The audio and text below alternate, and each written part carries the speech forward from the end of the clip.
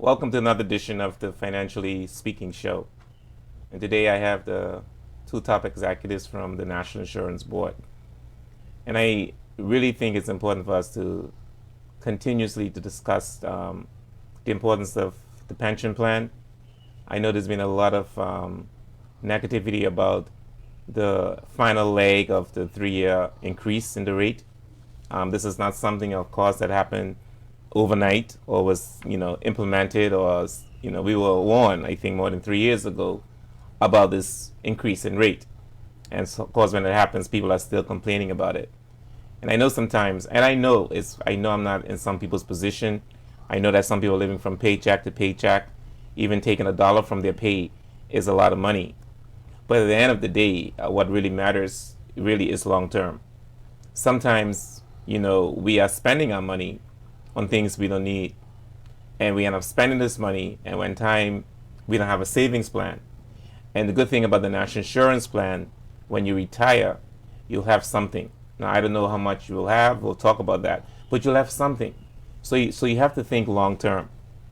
A lot of us are not saving, but at least that money that's being taken from your paycheck is put aside into a fund, so when you reach retirement age, you're able to have something to have. And I think that's the way you have to look at it. It's a savings plan. Of course, you should continue to try and have a savings plan. But I'm just saying, think long term. Don't just think about now. Don't think about now. Think about the importance of this money that's being taken from you for future use. And with that said, I'd like to welcome Ms. Cartwright and, I'm sorry, Ms. Rose. Sorry. By the way, congratulations. Yes. Thank you. And Ms. Mills. Please, welcome to the Financially Speaking Show. I'm quite sure you've been here before. Yes, we have. Yes. But just tell us a little bit, Reese, you're now the director, right? Yes. Mm-hmm. Yes. As the host said, my name is Risa Cartwright Rule. I'm the CEO of the National Insurance Board. I've been with the institution a little over 25 years. Oh, 25 years, Risa. Mm-hmm. Mm-hmm. My name is Deandra Mills. I'm the Deputy CEO. I've been with the NIB for about 18 years now. In this role for about 3 years, and previously as the investment manager. 18 years too? Yes. Wow. Seems like it's just yesterday. Wow. Well, welcome to Financially Speaking. We're going to get right into it. I mean, I know the final leg of the increase rate took place on April 1st. Well, what is that rate? What is the new rate now? I'm going to deal primarily with the private sector initially, and that rate has increased now to 12%. The employer pays 6.5 and the employee 5.5. So 6.5 the employee, 5.5 the employer. Mm-hmm. Okay. The other way around. Oh, the other way around. Yes. Okay. The employer always pays a little bit more. Okay, all right, got it. All right. Okay, thank you. So that's 12%. Mm-hmm. And tell us about the background of this rate increase. I know this is over a 3-year period. Why? I mean, tell us why we have to have this increase and what drove this to happen. Okay, I will start off the discussion, and of course the deputy is free to chime in. Mm-hmm. We do an actuarial review every 3 years for the plan. And what is an actuarial review for those who are watching? For the benefit of those who may not know, it's sort of a financial checkup of the plan. You have models that are built specific for the plan that takes into account the persons in the plan, their demographics, their age, and so on, Mm-hmm.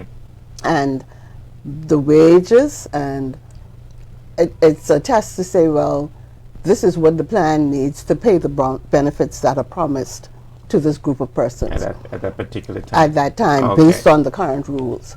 Got Right? it. So certain projections are made, okay, with this number of contributors and who we're expecting to come into the workforce.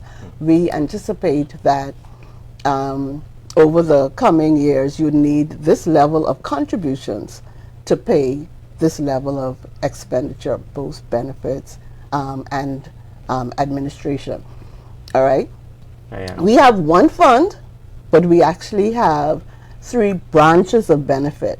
So when you pay a percentage rate, it's actually being funneled into 3 different branches of benefits. I understand. All Right. right. Right. So because it's not just the pension, you also have other. Right, right. And to give you an example of how that works, for the current 12% of that, 2% goes to our short-term benefits, right? Our short-term benefits, we have maternity, sickness, and now we have the unemployment. Oh, right? yes. So Yes, part that's of right. that first 2% increase, 1% went to the overall short plan, term. and one went to the short term to cover for the employment, the unemployment And we can benefit. talk about that later too, about the unemployment Unemployment bonus. benefit. I forgot that. That's another benefit that we added. Right. So 2% of that rate goes to the short-term benefits. 9% of it goes to the long-term benefit. Now the 9%, you have such a large chunk going to the long-term benefits, because as you can imagine, that's the most expensive branch of benefit for the NIB. And later on, we could tell you what all that covers. And then 1% of that rate goes to employment injury. Okay. Okay. So we Alright. got the 9% for long term, which is the pension. And we got the 2%. short term, 2%. and then we got the 1% for employment. injuries. Yes. Okay. All right. Okay, that makes up 12%. Right. And so the actuary came back and said that in order for us to have adequate funds to meet the needs of your clients, the rate has to be this rate. Yes, it has to be increased. At the time when the 9th actuarial review was done in 2019, one of the projections we got was that if we did nothing by 2027, which is right around the corner, You got that right. we would not have had sufficient funds from contributions to pay benefits, right? One of the things any pension plan wants to do is to push out as long as possible your period, what we call period of equilibrium, where your income matches your expenditure. You want to at least push that out so that you have enough monies to pay your current obligations, plus have a little extra to invest. That is ideal. All right, so you want to, as much as possible, push out that period of equilibrium. So 2027 was right around the corner. Yeah, So it we is. knew we had to do something, and Right. fortunately, the decision makers, after seeing the report, agreed, let's act. Right. Because one of the challenges, if you were to look at Social Security across the region and around the world, almost every U.S. debate, Social Security is discussed, right? And a lot of times it's because the people who ought to be making the decisions to make the changes, they don't act quickly. Yeah. So fortunately, I think we were really blessed that the decision makers, on seeing the report, decided, listen, it's time to act, and let's move. Yeah. And so that was the 2019, the 9th actuarial review, and by the 10th actuarial review that happened in 2022, the actuary assessed that with the changes being made, that 2027 was projected to move to 2038. So let me break this down for those who are watching. So we're in 2024 right now. So if we didn't do anything with the rates, when 2027 comes, we would not be in a position to pay. We could We pay. would have We could paid, pay. yes. We have monies in reserve. Right. We could pay. But what we don't want is to be tapping into those reserves earlier than we need to. At Oh, that, okay, At okay. that Right. stage, we would have had to use our investment income in order to pay benefits. Okay, And so that you would do have you. Okay, because Yes. I want to leaving the show saying we don't have. No, Okay, no, so no. We have so we have a the very money. strong reserve. You have a reserve. Yes. But that means you'll have to tap into Yes. the investment Right. to pay it out. Yes. Yes. Okay. We want to, as long as possible, like I said, be able to pay your current obligation match, yeah. from your current income. I got you. Yes. Because then I'd like to say we don't even know what the future lies, and it's Exactly. important for us to have enough funds because we don't know. Right, You know. right. All right. And so this is 2019 when you did the 9th actuary, and then you decided rather than increasing the rate at one time, you did over 3 years. Is that correct? Yes. So you started 2021 21, yes. or 2022? 22, yeah, 2021. 2021. Okay. April. So what was that rate in 20? Do you remember? We started at 8, We started at 8. and we went To increased 10. 2% to 10. Oh, I see. So every year was 2%. No, No, no. the one. first We year only was did 2%. Oh, okay. And then 1% 1%. last year and 1% this year. Okay. The rate increase was from 8 to 12. 4%, Okay. Yes. yeah. All right. Okay. All right. And I think that's important. I mean that people understand. I hope people understand and appreciate why you had to increase the rate. But then someone watching the show and I talk about the investment, and they say, well, so what if you take the money from the investment side and pay? Why? Does Exactly. that's our money anyway? So what's the big deal? You know, what do you say to that? Well, the big deal would be that the more you draw out of your investment fund, the less it has to work, and the less harder it will work. I see. Right? So if you start to draw money out of your investment fund, it doesn't have the ability to grow and to continue to grow. And so that is why we prefer to push out the point of equilibrium even further, so we don't have to, tamper with the investment income, which causes the fund to really continue to grow. Right. Yes. And that's standard, isn't it? Yes, Yes. That's yes, standard in yes. the industry. Yes. All right. Okay. Right. And the investment fund is more like, I know it's not, it's ups and downs sometimes, right? Right. It Yeah. fluctuates with the market. Right. Right. Yes. Now, for people watching the show, and why is national insurance important? Why is it important to have a pension plan? Well, the purpose of national insurance, it's more than a pension plan. Right. The basic purpose of it is income replacement. So we have a range of benefits that would address all those risks that could arise out of your salary being disrupted. So for the young lady who is of that age, who is in her childbearing years, her employment may be disruptive because of a pregnancy. So she's covered, right? For the person who may take ill, sometimes very early in their productive years, we're seeing invalidity pensioners as early as 40 and 50 these days. Really? Yeah, right? With the young. rise of NCDs, you would be amazed at, it's almost alarming. What's the NCDs? Communicable. Communicable diseases. Oh, okay. Right? With the rise of those, we see on a monthly basis, we see persons being added to our invalidity pensioners, right? So for those reasons, whether it's maternity or some extended illness and you have to go on invalidity, I say prematurely, because everybody expects to be productive. Yes. Through to At least 60, until retirement. 60 65. So when you have to go home at 50 and so on, it's early. But if you would have been contributing to the NIB from 16, 20, 24, 25, you know that you have a safety net there, so that when your employment is disrupted, you know you have a pension to fall back on if it's invalidity, or you have a maternity benefit, or we have a range of benefits. Yeah. That's a good point you raised, because I mentioned earlier with the introduction that a lot of people are not saving. A lot of people cannot afford to save.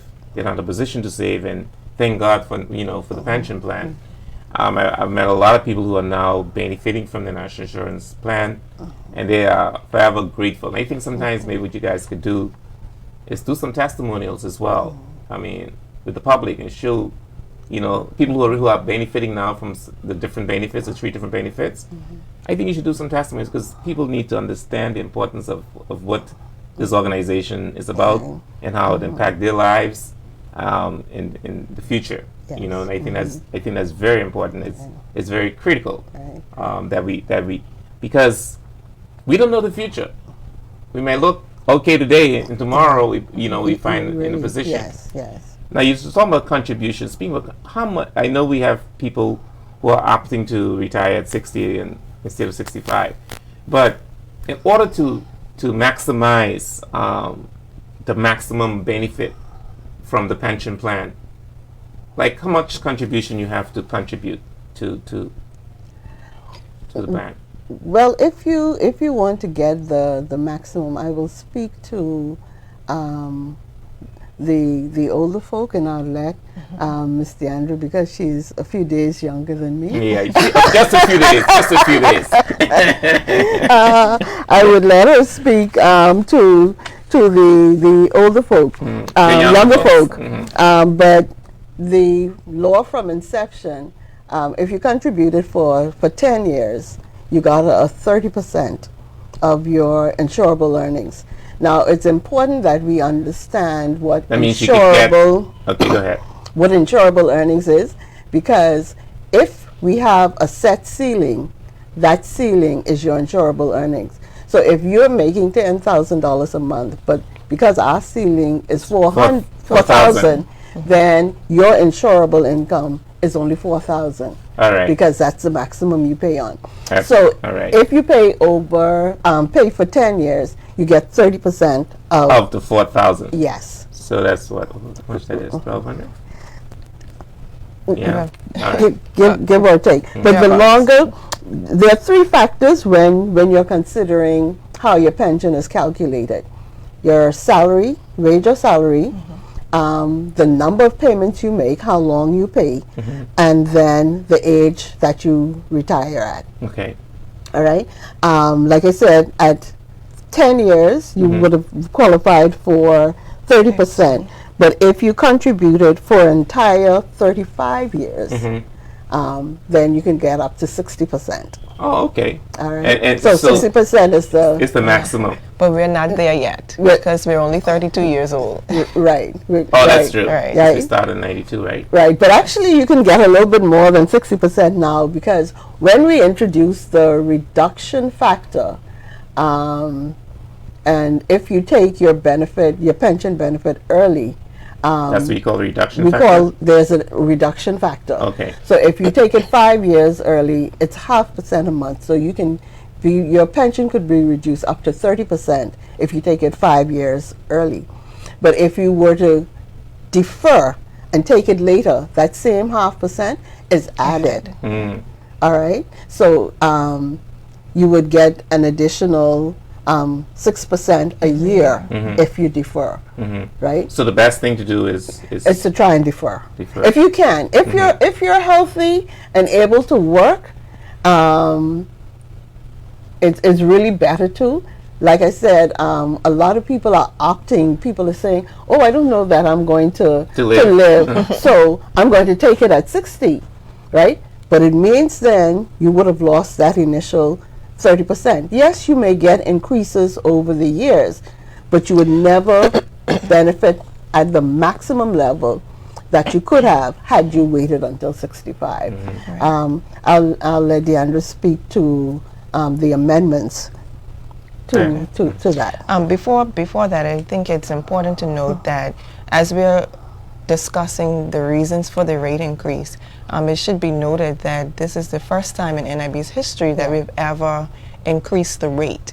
Now, several years ago, you would have recalled you changed the ceiling. the ceiling, yes. Oh, that's And right. The benefit for the public with the ceiling increase was that even though what you pay monthly to the NIB increased, it also correspondingly increased your benefit as well.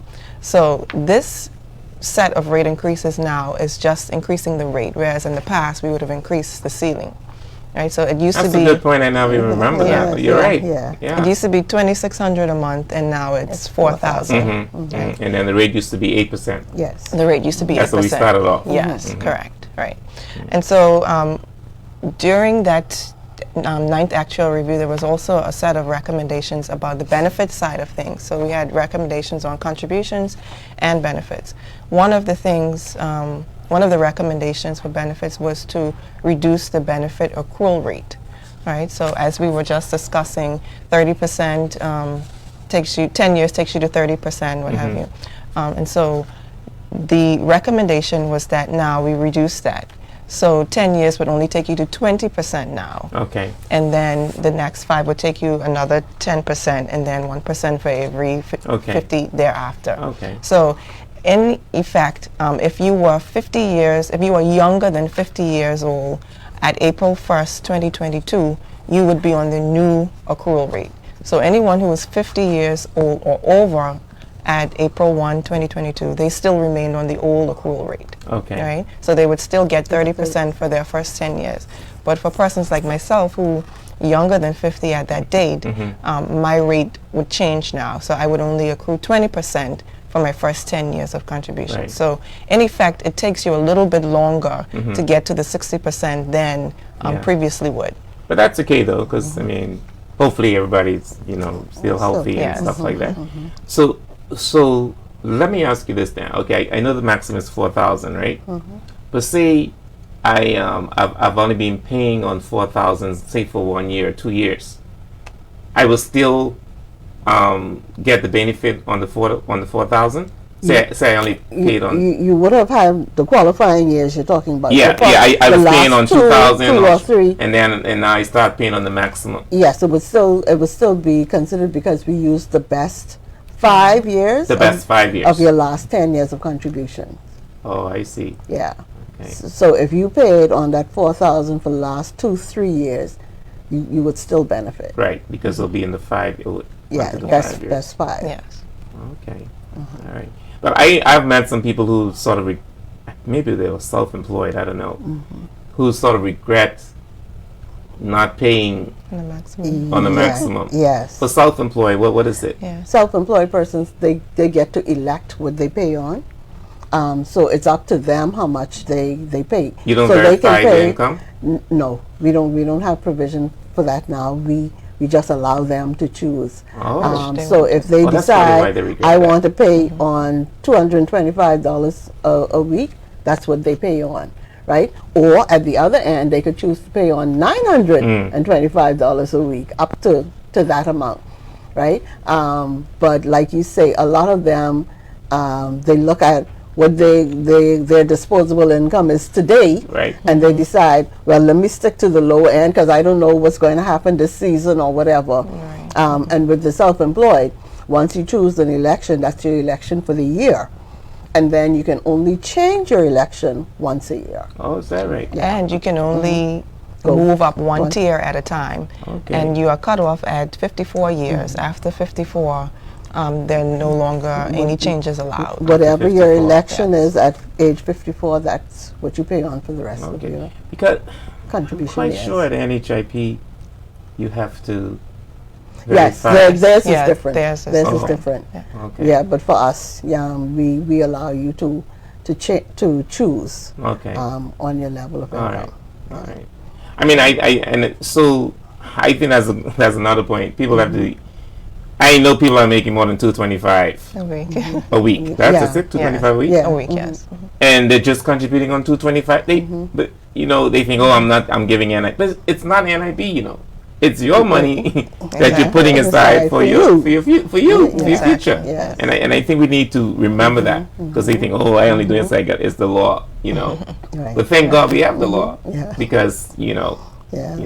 And I mean that's something that we have to constantly try and remind, especially our fishermen, our taxi drivers, and so on, because those are the at-risk groups that tend to try to pay on the lowest, right? When they really don't have to, right? Because a fisherman, I would say to the fisherman, listen, if you choose an election, your first 2 days, the season open, you could pay up, set aside that for the year. So they Right? can pay in advance. You can't No, pay in you can't advance, pay in but you could. Oh, they can set aside. Right. Right. But I'd put a plug here and say maybe that's something that they should agitate for, because you have some institutions in the regions now that are very flexible when it comes to to self-employed. So they don't even tie them down to a specific monthly. They can choose an annual rate, and say, annual well, I amount. want to pay $5,000 for the year, and if you want to pay that $1,000 this time, $100 this time, they give that flexibility. Okay. So in years to come, we may consider something like that. We're not there yet, but I think that the self-employed person, they know when the best of their season occurs, right? So you set aside your money for national insurance for the year, right? Because for a lot of them, you choose a 400, 500 something.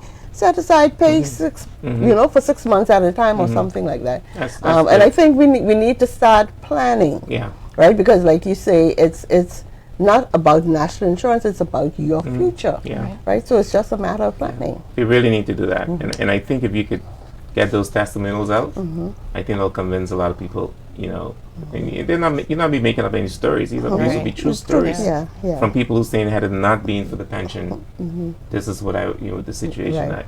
Now, I know we brought this up before, but have you considered where people could put in extra from their salary, and you keep it for them? Is that anyone else doing that in the region?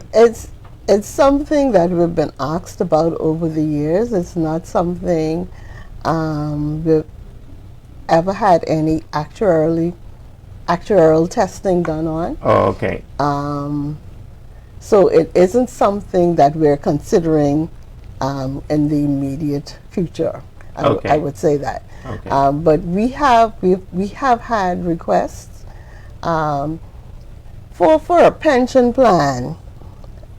We have to manage our liability, and we do that through our ceiling, right? If we opt to let the higher earners start paying at somebody who's making $10,000 would want to say, okay, if this is the only plan I have, I want to pay on $10,000, right?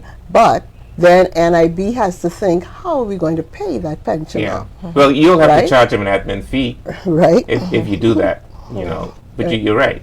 Right. So we have to consider, our liability.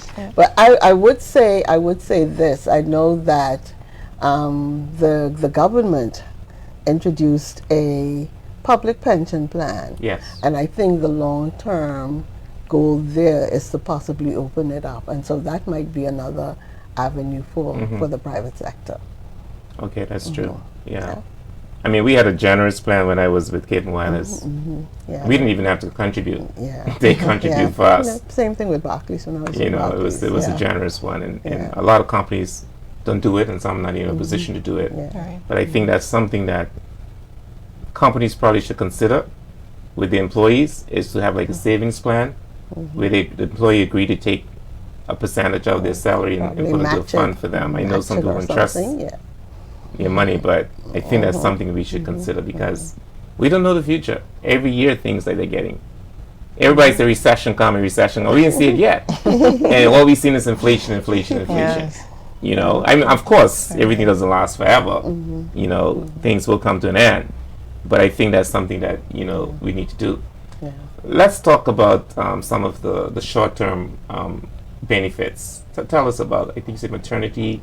Yeah, we have a maternity allowance, we have maternity grant, and then you have the sickness benefit.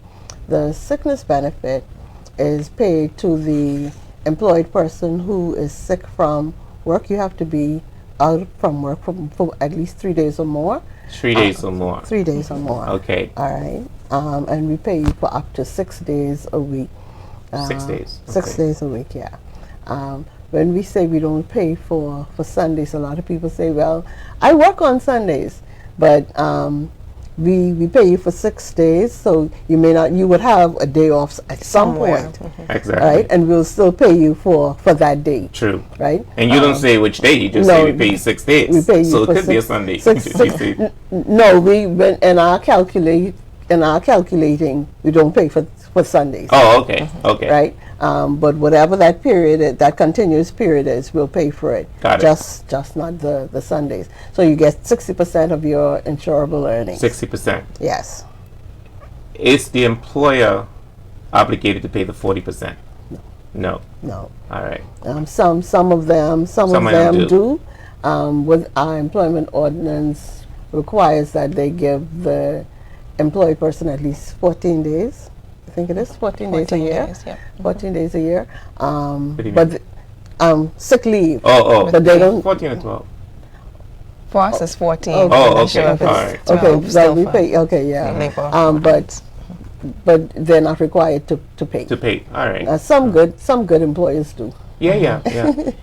So in order to get this benefit, what the requirements are? You bring a letter from the doctor? Yes, there's a medical certificate when they visit the doctor that the doctor would complete, and then they complete the sickness benefit form, and they submit that form along with the medical certificate. And how long does it take for NIB to pay them? Because if you're sick for 3 days, and they get the doctor's report that the employer not paying them, how long will it take for NIB to Well, pay them? they have to be sick for more than 3 days.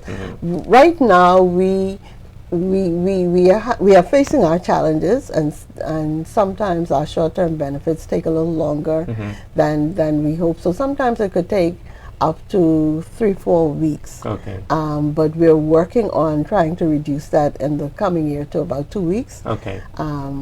But you could be rest assured that you will get paid. Right. It may not be as quickly. Immediately, but Right, but you will get it. We do have the money. We're good for it. good. So that's the sickness. benefit. And the maternity benefit is also 60% of your salary. We pay that for up to 14 weeks. 14 weeks. So there's no paternity benefits? Not No, as yet. not as Well, at y'all this something time. else. I'm just kidding. And then there's the maternity grant, right? And the maternity. Oh, so you get grant- maternity benefits and maternity grant. Yeah. Yes. Oh. Because the maternity allowance is paid to the female person who has to take time off from work. Right. That's to replace her earning. Right. The maternity grant is a one-time payment that is paid per child, $680. Now that benefit whether the wife or the mother or the father is working. So if the mother isn't working, the father can still qualify for the maternity grant. Okay. If Right. they are After the baby's married. born. After the baby After is the born. baby's Yes, born, after yes. the baby's born. And So if they're married. $680. Okay. All right. But with the short-term benefits, it must be noted that there's qualifying conditions. Because it's short-term, there are contributions that we expect to have had immediately prior to the sickness. Okay. So, for instance, you wouldn't be able to qualify if the last time you worked was 2 years or 3 years Okay. prior to the illness. So you need to be more or less working, Yes. Yeah. and you have to have contributed so much to the plan. Yes. Right. Which is what? Immediately before the illness. And how much is that? That's about Like 6 months. 6 months. before, Okay, that's not yes. bad. Okay. So that was maternity grant, Maternity. sickness, maternity leave. What else? Short term. That's and then the unemployment. Okay, let's talk about unemployment. I know that's what 2 years, 5 years now. And actually, the actual benefit is about two years. Oh. We did temporary Oh, unemployment. during COVID. Yes, out of COVID, but that wasn't a permanent benefit. So we introduced the permanent benefit in 2021. Okay. All right, and for that benefit, you can get 50% of your salary, insurable earnings, I should say, for what is it? How long is that one for? That one's for 13 13 weeks, I believe. 13 weeks. Yes. Okay. So if you're working, and then you became unemployed for whatever reason, what if you're fired? Does it matter the reason? Yeah. If you're fired, you're not covered. No. You're not covered. You're Yeah. fired. If you're laid off or If you're laid made off, redundant. you got sick. Can you get both? Can you get sick and unemployment? No. No. Okay. The way our benefits work, if you're entitled to two benefits in any one period, we would pay the higher of the two. The only benefit that you can get two benefits at a time is if you're being paid a disablement benefit, and that is a employment injury related, that from our employment injury branch of benefits. If you're being paid that benefit you can qualify for a second benefit during the same period, because you may have been disabled for, let's say, 3, 4, 5% or something like that. And so you can collect that and still collect another benefit. Any other benefit, you can only get one, and we'll pay the higher of the two. I got it. Okay, before we go there, this is a question, right? How, this is from the Facebook question, how would a person benefit if they retire from the public service at 60 years, but continue as an entrepreneur or in the public sector making their contributions? First of all, once you become a pensioner, you no longer pay contributions. You no longer pay contributions, No. even Right. if you are working? Yeah. Yes, even if you're working. Yeah. So if you're working, there's no deduction? There is No, a deduction, not from the employee. The employer Employer. pays. and that's just for the employment, employment injury injury. portion. It's another full amount. Right. Right. It's just 1.2%. Okay. But it doesn't matter whether the person is in the public sector or the private sector. The benefits are calculated the exact same way, because the rate of contributions to NIB, even though it differs for the private and public sector, the rate for the long-term branch is exactly the same. So the benefits are the same. Right? So they're it not doesn't- impacted. They're no, not impacted. It doesn't matter. If they access their benefit at age 60, it's calculated the same way, including the reduction factor. Okay. All right. Well, that's good to know. All right. You were saying something else? No. All right. Now, tell us how this merger with the compliance function with the NHIP and the NIB will work. I mean, and when will this come into effect? Okay, we recently signed the MOU earlier part of this month, and that just gives us the framework for the relationship between us. We've been working very closely together for the past year or so in developing the system that we're going to be using. The idea is, because the NIB and the NHIP, we service the same customers. Both are somewhat of a payroll tax. You're looking at the same earnings. True. So the idea is, rather than duplicate those efforts, if a compliance officer comes out to see you, they wouldn't just be checking your books for NIB payments. They would also be checking to make sure your NHI payments And I think that's a good thing. are up to date, right? And so we've harmonized bits of our legislation so that our compliance officers from both entities are That's the empowered authority. to act, on Okay. behalf of both entities. And it's just a compliance function. Compliance, and that we can also collect contributions for each other. And when, and I know that's the understanding, when do you envision that this will start? We hope to launch the platform in June of this year, and when we do that, you would be able to register for both institutions one time. The timeline is about 3 months later. We're hoping to be up and running for the collection of contributions, and another 3 months or so later, we would add on the functionality for compliance. So we're sort of developing the system as we go. Right. So people watching the show, and I know they're concerned. I do like the functions because we serving the same customers. I think it's a great idea, and hopefully will help from a compliance point of view too with collections. But people will watching the show probably be concerned that, wait a minute, my funds will be commingling with NIB funds. How are we going to be sure that we're not using our funds are separated? Right. I mean, Well, the intention is not to have the funds commingled, and we're very strict on maintaining that. right. The idea is that you would still be presented with two separate invoices or bills, right? So if you go to the NIB, you can get a bill for your NIB bill, and you can get one for NHIP, and the payments will be processed separately. Now, at the end of the day, of course, there will be a reconciliation, and the funds that are earmarked for NIB will go to NIB's account, and those earmarked for. Got it. But the system itself will always segregate the payments because there will always be two separate invoices or two separate. Right. I'm quite sure you do that. It's just I wanted to reassure people that that is the case, and I think that's important. And I do think that we should have a one-stop place. Where people could pay, their funds. I mean, some people don't use online banking. Some people still physically go to a place. So I think it's good that we have that option. I wish we could do that with other government departments, because sometimes you got to go there, then you got to go there, then you got to go there.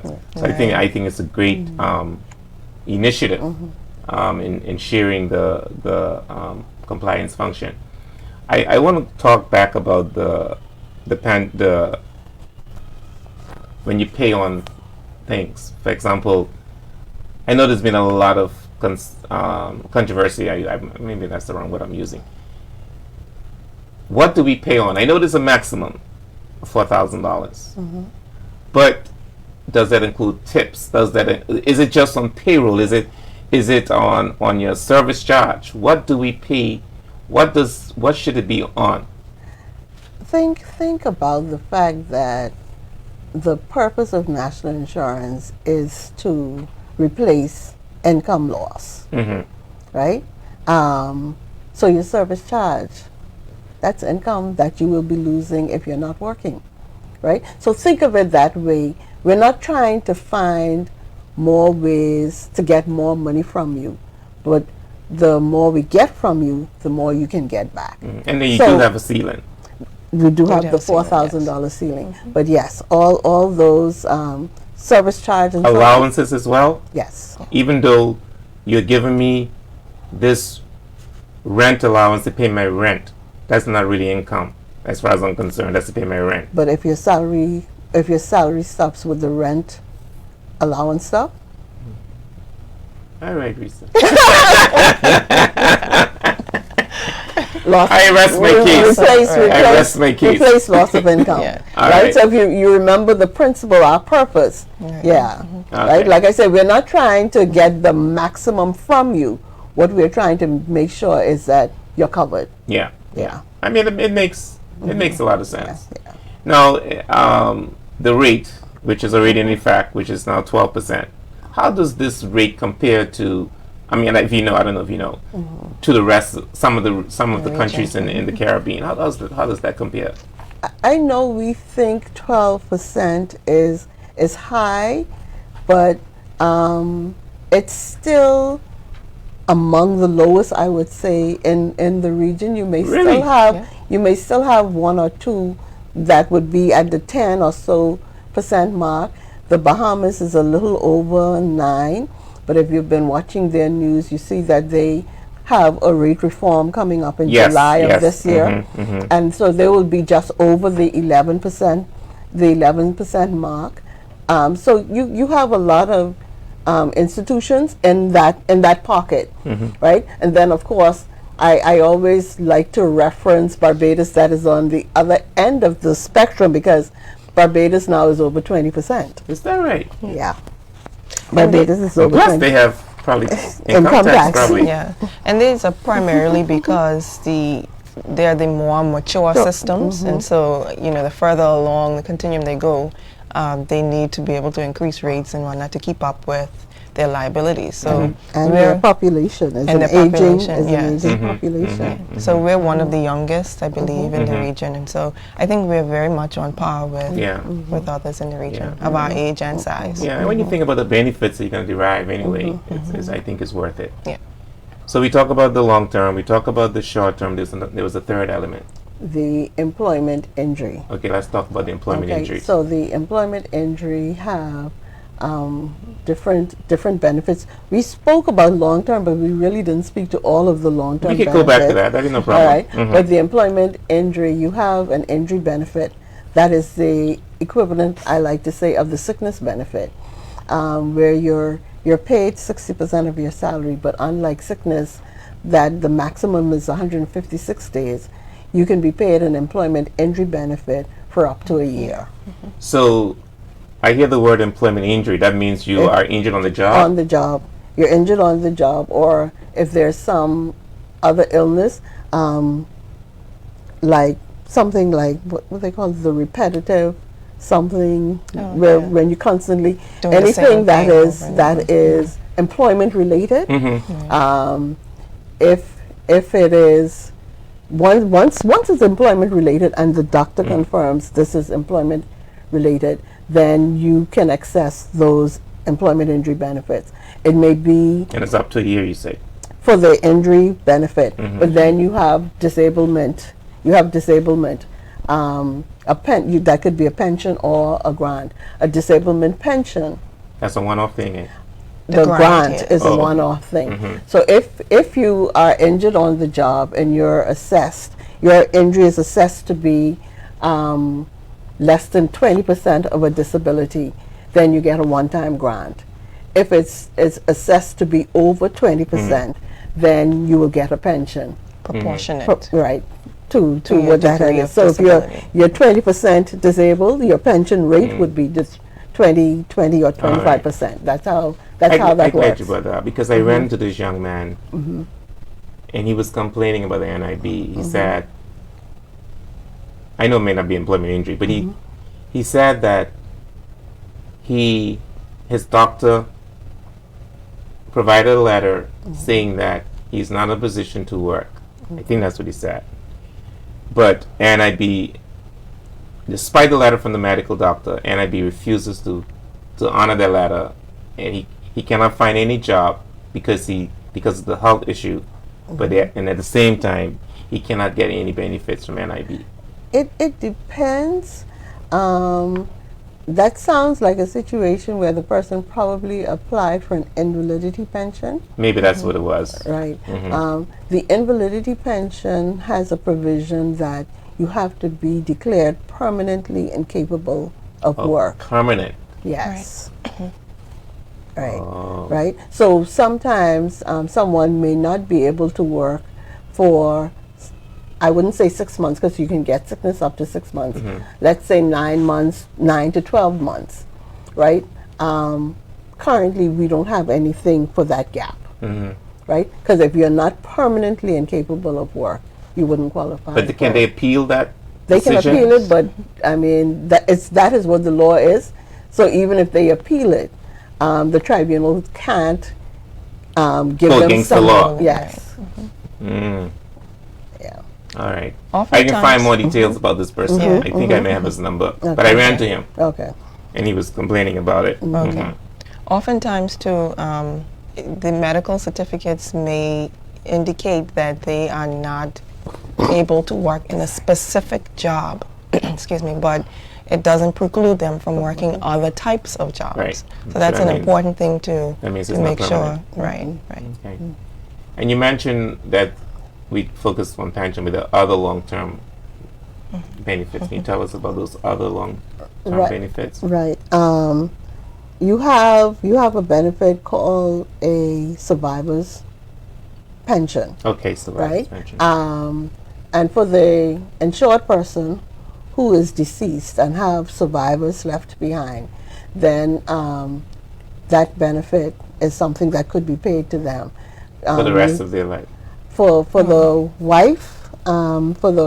wife who is over 50 for the rest of her For the life. spouse. If she, What the if it's the spouse, spouse, the yes. spouse. Okay, all right. As long as she doesn't remarry or he doesn't remarry. Is that right? Yeah. Why would you want to be getting money from your spouse if you have a new spouse? And the spouse contributed. And the spouse contributed to the NIB. The good thing is, if there are minor children, even if the spouse were to get married, the children's pensions will continue. Yeah. Right? Oh, okay. It's just the spouse that would lose. Okay. That would Yeah. lose the pension. Okay, but the kids will get will continue to get it until Okay. yes, Until they are 16. until they get married. No, 16 16 or or up until 21 21 if they're they- still in school, tertiary education. Okay, so you got spouse and you got children? yes. Yes. Okay. Yeah. Okay. All right. That's interesting. Yeah. Okay, that's good to know. And just to give you a Before idea of you go, how much is that? How much they get? yeah, that's what I was going to tell you. For the primary pension, our minimum pension now is $460. right? So if we calculate your pension and it falls below that threshold, that's the minimum you would get. For the spousal pension, the minimum is $340. Even though the spouse contributed on a maximum of $4,000. No.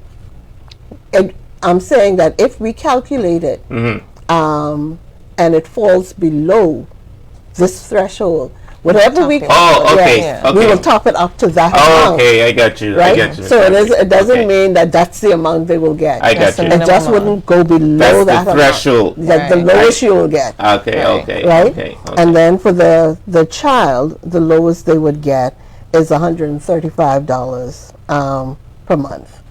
All right, for each child, that is. And the maximum could be whatever. Yes, whatever it is. Okay. Yeah. That's a good. That's a good thing then. That's good. Yeah. So we have survivors. We spoke about invalidity. Non-contributory. Yeah, we have the old do age. you want to speak about the non-contributory? The old age pension, as we call it. Right. Right. Because I think back in '92 when it was introduced, they used to get something before, and then they just continue with national insurance doing the provision, right?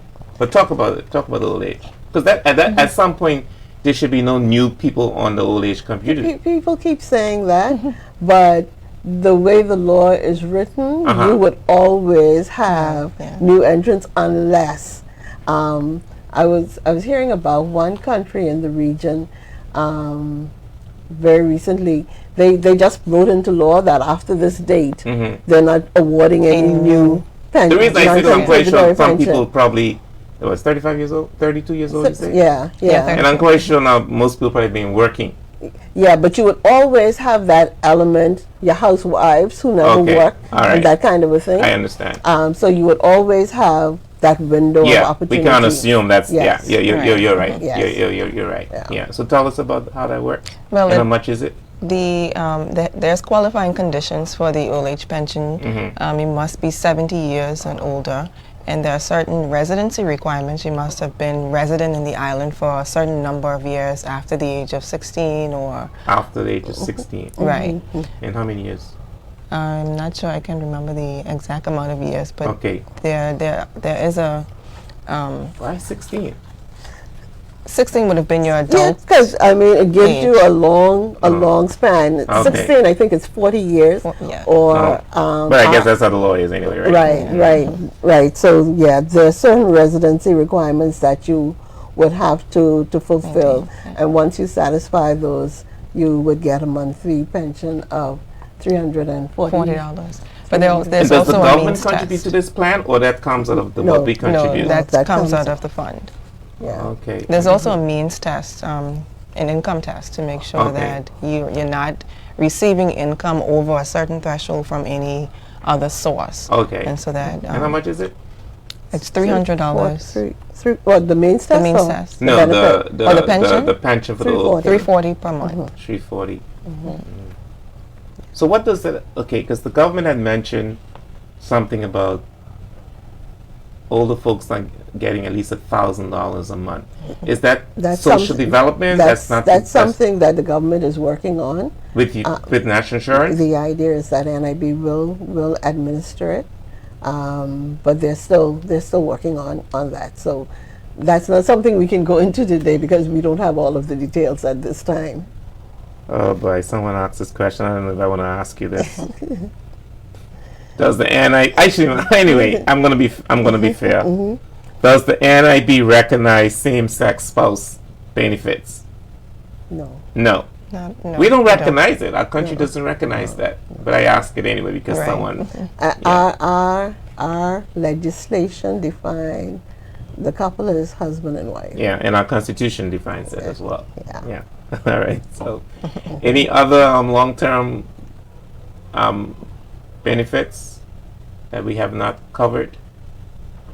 Before we go on, seeing that the person asked about same-sex marriage, we do recognize, for the purpose of survivors, common law relationships. So if a couple was together for an extended period of time, and that spouse was taking care. I can't. And what is common law? 7 partner, years? 7 Is it years. 7 years? Yes. Yeah, and if the partner, I can't say spouse, was taking care, was the main breadwinner and taking care of the individual, we do recognize common So law. in that case, you could be same sex. No. No. Oh, okay, okay. No, I'm just saying okay. we recognize Different- common law. Oh, okay, okay, Yeah. okay, Yes, okay. yes. I got you. I Not just saying- wanted not to saying clarify sex. that. No, no, Okay, no, no. all right, got it. No, our law clearly states male, female, Male, Right, female. husband, right. wife. Which is we should honor yes, and uphold. yes, Yeah. yes. I think Dee Dee, you were saying something. The funeral grant, I think, was the only Oh, one okay. that we All had right. missed as part of that. But the funeral grant is a long-term benefit, and it's payable for the expenses of a funeral for the deceased.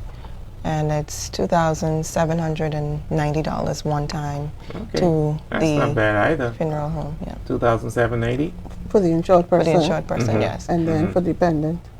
The dependent is a little low. I think it's $1,800 and some dollars for the dependent of the insured person.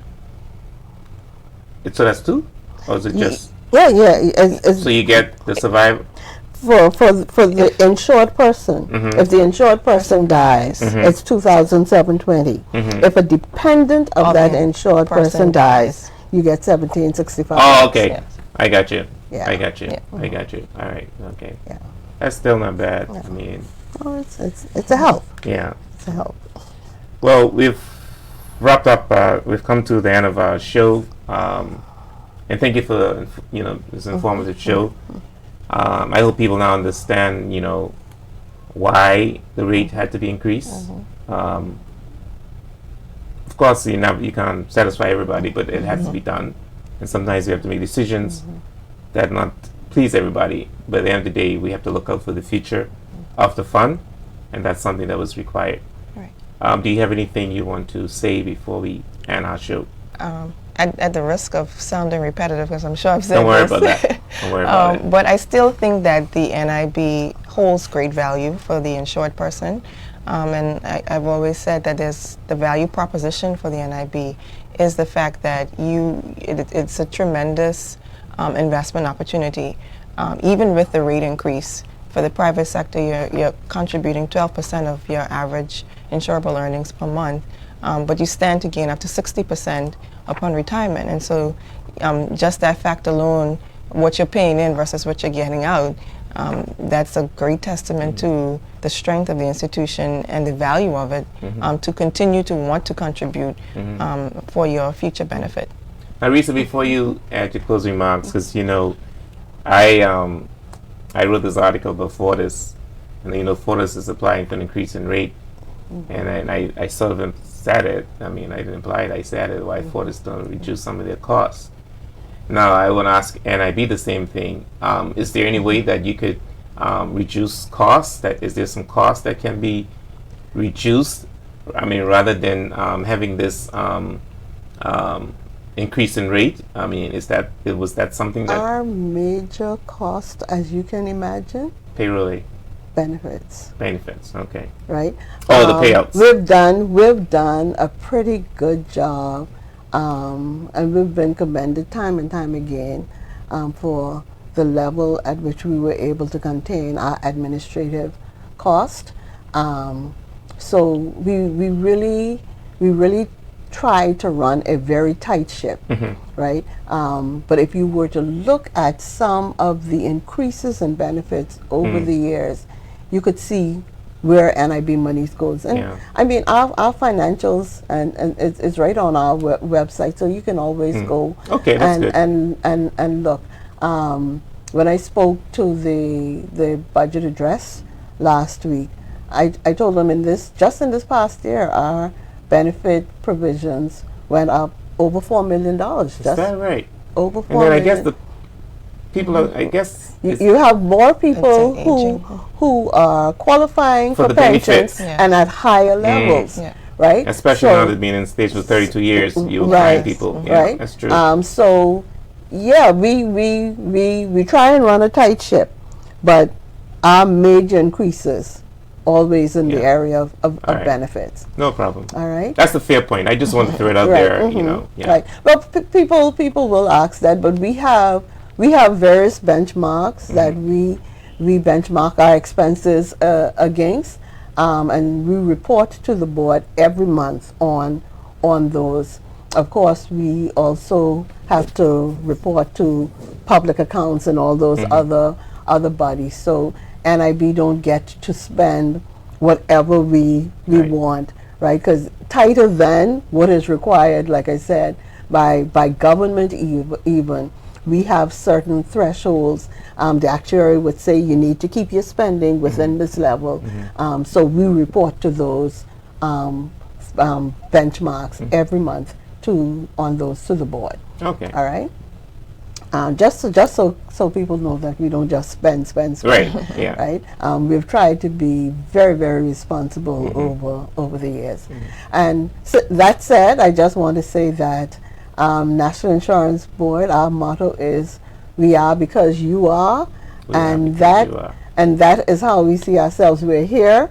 If there was no you, there would be no need for us, right? So everything we do at National Insurance Board, we consider our contributors, our beneficiaries, right? So when you see us recommending a rate increase, it isn't for fun. It's because we've had a review done. We've considered what the implications are, and this is the decision that needs to be made in the very best interest of the fund and therefore the people of the Turks and Caicos Islands.